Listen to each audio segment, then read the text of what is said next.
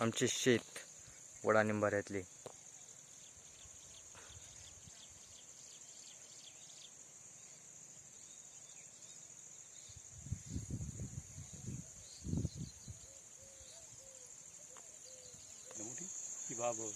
हे सगळं तिकडचं मोठं झाड. पार त्या शेवटच्या झाडापर्यंत सर्व आपलं वावर आहे, शेत. परत तिकडे वरती आहे.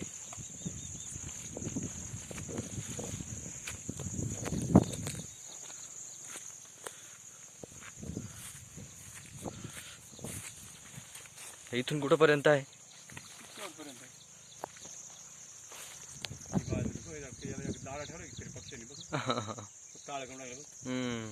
काही पक्ष्यांसाठी गेली होती आपण खास, म्हणजे कणसाला एकही राहिला का दाणा. पक्ष्यांनी इथं राहावं, पक्ष्यांसाठी एवढं पक्ष्यांसाठी सगळं आपण म्हटलं ना, पक्ष्यांना पाहिजे ना रे.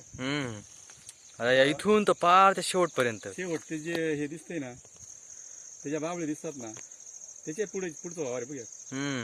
तिथेही जाणार होतो आपण आता. हा चला तिकडे गेल्यावर आपण पुढं करूया. ठीक आहे. इथे सोयाबीन.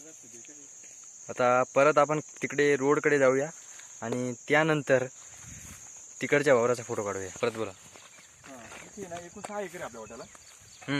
त्याच्यापैकी 4.5 एकर आपण करतोय आणि 1.5 एकर दिनकरणाचे वरचे धड.